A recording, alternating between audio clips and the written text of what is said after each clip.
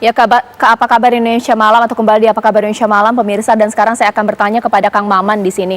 Kang, saya agak sedikit kebingungan berikan pencerahan ini. Apa yang sih terjadi dengan tren akhir-akhir ini? Kok ya bangga merekam kecepatan atau batas kecepatan mobil ini yang diduga juga dilakukan oleh sang sopir? Pertanyaannya sederhana buat saya, jawabannya sederhana buat saya. Hukum punya fungsi penggentar jeraan dan pencegahan. Pertanyaan saya cuma satu nih Mbak, apakah pernah kita dapatkan bukti ada sopir yang sedang bikin instastories ketika sedang menyetir kemudian didenda atau dihukum oleh aparat supaya orang jadi takut untuk melakukan hal yang sama? Itu satu. Yang kedua, apakah juga pernah ditindak orang dengan melebihi kecepatan yang diperbolehkan kemudian ketahuan oleh alat perekam juga ditindak? Selama itu tidak ditindak, orang menganggap hal itu biasa dan toh tidak melanggar hukum karena tidak pernah ada tindakan.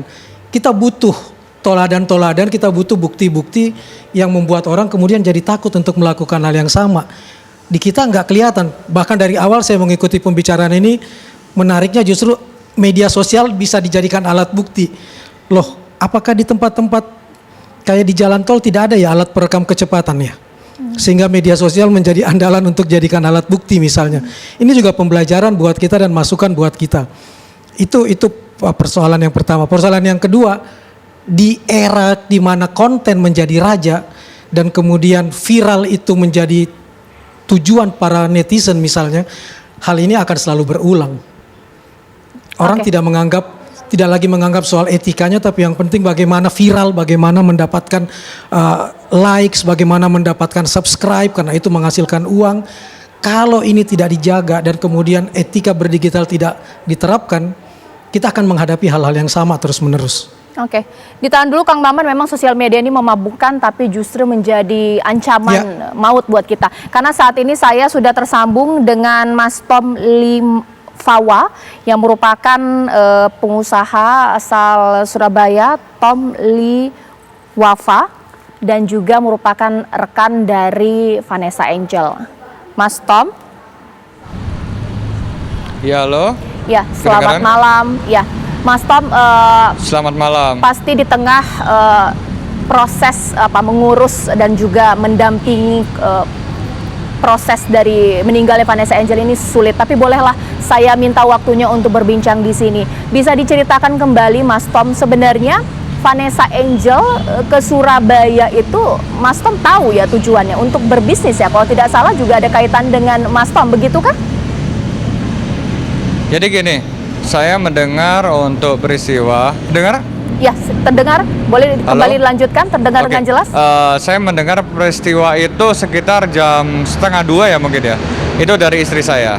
Kebetulan istri saya itu memang adalah sahabat daripada Vanessa Angel dan hubungannya pun lumayan dekat ya.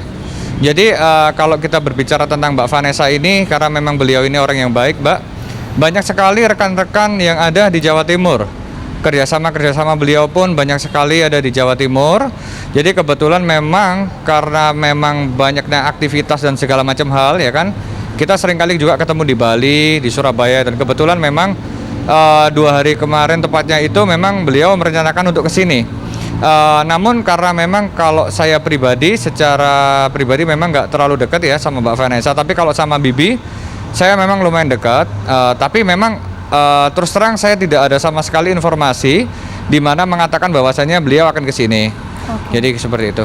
Mas, tapi ketika Mas langsung mengurusi mengenai hal ini, sempat bertemu juga tidak sih dengan supir atau Jody ini sendiri?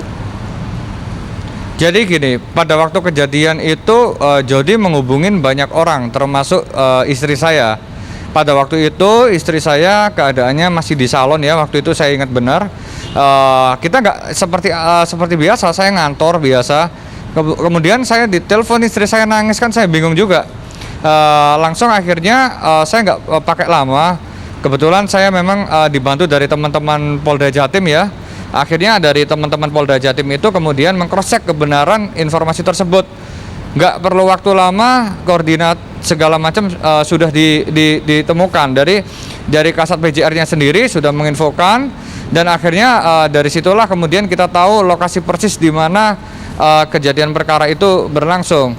Jadi seketika itu langsung istri saya bergerak menuju ke daerah Jombang ya, mungkin kurang lebih kalau ditempuh di Surabaya itu nggak terlalu jauh juga, hanya 1 jam perjalanan, mungkin 1 jam lebih. Dan saya pada waktu itu langsung ke Rumah Sakit Bayangkara di sampingnya Polda, karena saya tahu bahwa pada waktu itu diinfokan beberapa menit kemudian ternyata ada 1 korban jiwa, yaitu Mbak Vanes ya waktu itu. Saya waktu itu masih berpikir bahwa mungkin Mas Bibinya masih bisa tertolong, ya ternyata Allah berkehendak lain, Mbak. Jadi akhirnya ya itu, ketika kemudian di sana memang sudah terjadi insiden tersebut, maka langsung dibawa ke Rumah Sakit Bayangkara. Baik. Nah, sementara itu istri saya fokus kepada Gala, Mbak, waktu itu. Siap. Ya. Kalau kondisi per hari ini Gala seperti apa, Mas Tom? Mohon maaf. Alhamdulillah untuk Gala saat ini itu saya lihat sudah bisa, ya bisa dibilang interaksi, ketawa. Ya kemarin memang Gala ini orang anak yang sangat kuat. Jadi ketika kemarin juga sama istri sama suster saya juga, Gala ini jarang nangis, kecuali memang pada waktu hal-hal tertentu, kayak misal pada waktu malam hari adalah beberapa tangisan-tangisan, mungkin karena sakit juga ya. Namun sejauh ini tadi ketika kemudian sudah bertemu dengan keluarga, Alhamdulillah sudah bisa interaksi dan sudah istilahnya kayak tenang gitu loh ketemu dengan keluarga. Mas Top, mohon maaf sekali, tapi saya harus tanyakan. Sebenarnya, kalaulah mungkin anggapan dari masyarakat, kalaulah Gala terlempar, nah, apakah sudah ada pengecekan dari kondisi otak, apa ada pendarahan atau seperti apa? Apa jangan-jangan Gala berada di mobil pada saat kecelakaan tersebut? Enggak, jadi gini. Jadi dari hasil CT scan tadi sudah diterangkan oleh dokter bahwasanya keadaan daripada yang ada di dalam ini alhamdulillah nggak ada masalah, Mbak.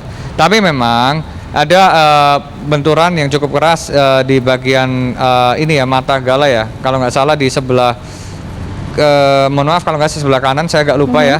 Tapi yang jelas nggak ada masalah, karena gini, saya mengatakan membaik karena di hari pertama itu matanya nggak bisa melihat, dalam arti bukan nggak bisa melihat karena bengkak ada tapi hari ini gitu udah bisa. Ya, kalau hari ini udah bisa. Kalau keluarga Mas, mohon maaf, apakah sudah ke Surabaya atau nantinya memang Gala diterbangkan ke Jakarta? Sudah. Ini keluarga sudah di Surabaya ini. Baik. Posisinya di kamar.